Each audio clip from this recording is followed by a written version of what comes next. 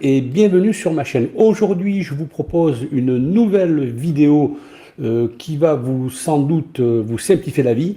Plusieurs astuces pratiques sur Excel. D'ailleurs, vous avez un petit aperçu des astuces que nous allons voir ensemble durant cette formation. Alors, si vous voulez maîtriser Excel comme jamais, restez jusqu'au bout de la vidéo. Vous verrez, vous allez découvrir pas mal de choses. N'oubliez pas de vous abonner pour ne rien manquer des prochaines astuces, à cliquer sur la cloche pour recevoir bien sûr les notifications et à cliquer surtout sur le pouce, c'est bon pour le référencement. Allez, c'est parti!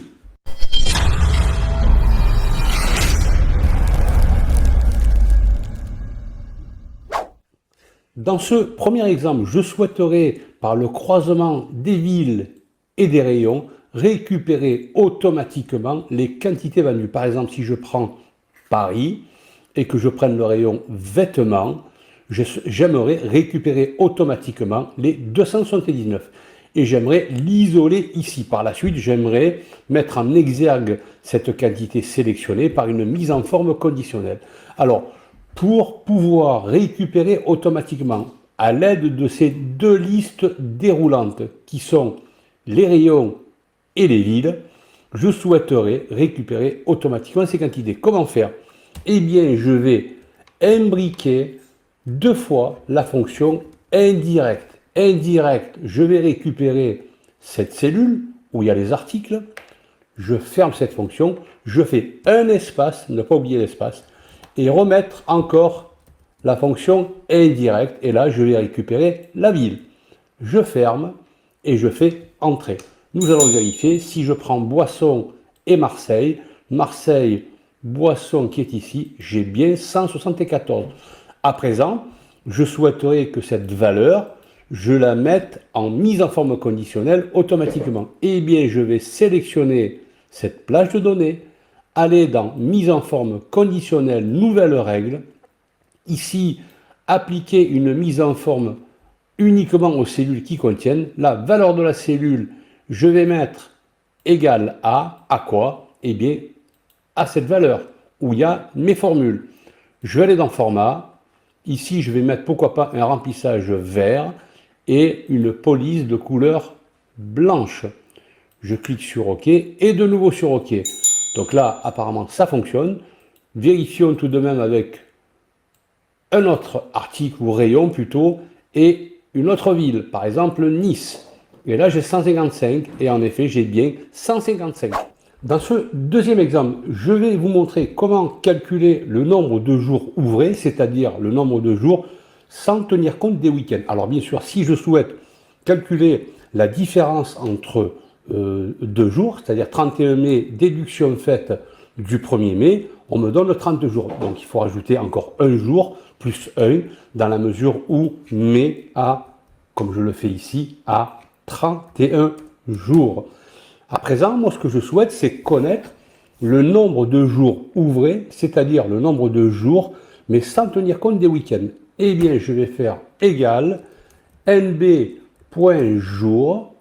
point ouvré, alors j'ai oublié le B, point jour, point ouvré qui est ici, et la date de départ, c'est ma date de la commande, point virgule, et date de livraison, c'est la date au 31 mai. Eh bien, entre le 31 mai et le 1er mai, il y a 23 jours ouvrés.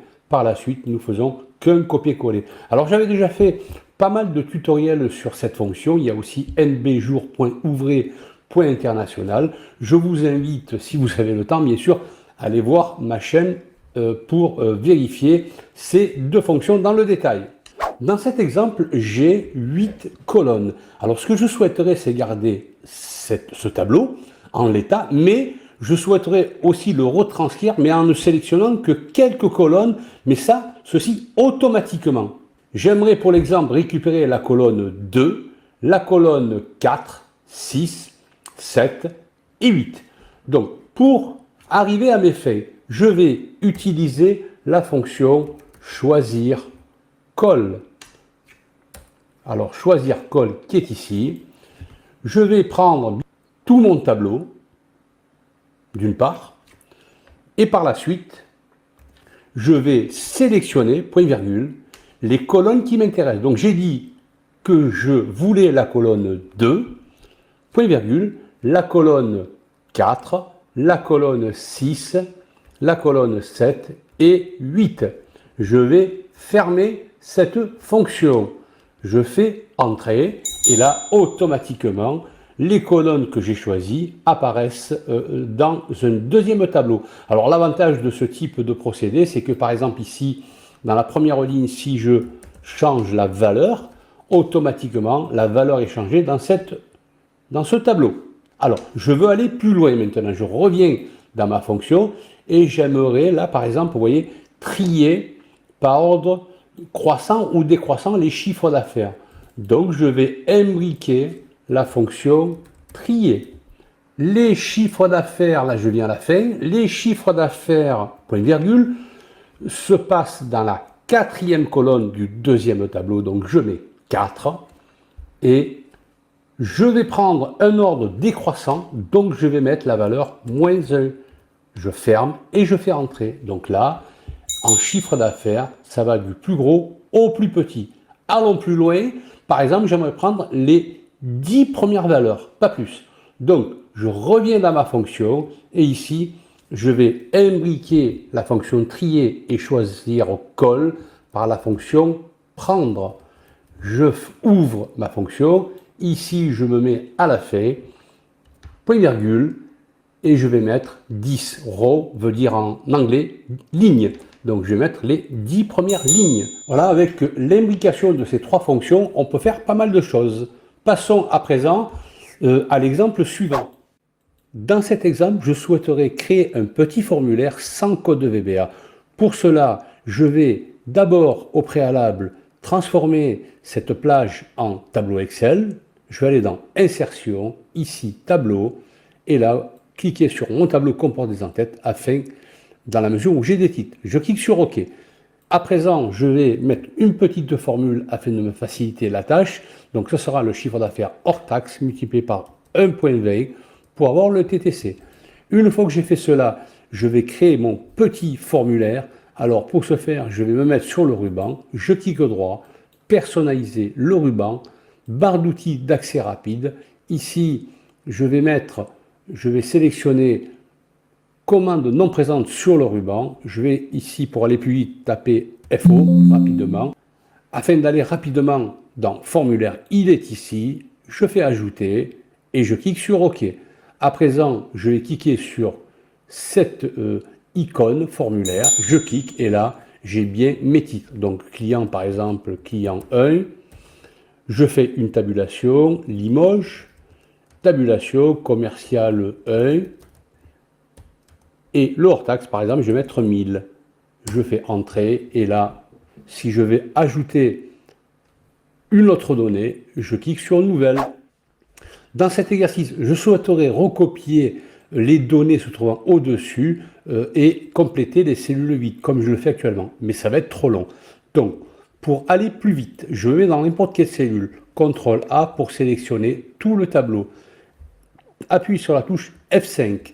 Ici, tu as une boîte de dialogue qui apparaît et cellule. Je clique sur cellule vide. Je clique sur OK. Là, toutes les cellules vides ont été sélectionnées. Ici, égale cette donnée. Et pour généraliser, CTRL Entrée. C'est beaucoup plus rapide. Autre astuce, je viens de recevoir un fichier externe à Excel et les données sont un petit peu en désordre. Je souhaiterais y remédier, mais je ne vais pas le faire à la main. Ici, je vais taper la fonction sup respace. Ici, je vais sélectionner cette donnée, entrée, et là, je vais faire un copier-coller. Tous les espaces ont été éliminés. Dans ce petit exercice, je souhaiterais récupérer les données qui sont coloriées en bleu et je souhaiterais les mettre ici. Donc, intuitivement, ce que je vais faire, c'est un copier-coller. CTRL-C, CTRL-V et je le fais pour le reste. Ne fais surtout pas cela. Regarde ce que je vais faire. Je vais au préalable cliquer sur le presse-papier, cette petite flèche, afin de faire apparaître cette boîte de dialogue. À présent, je vais faire CTRL-C, copier, CTRL-C, copier, CTRL-C, copier, CTRL-C, copier. Je me mets ici et là, coller tout. Je le fais d'un seul coup. Pour le dernier exercice, ce que j'aimerais, c'est pour chaque salarié, avoir la durée de travail. Donc, ce sera la différence entre l'arrivée et l'heure de départ. Donc, intuitivement, comment on va faire?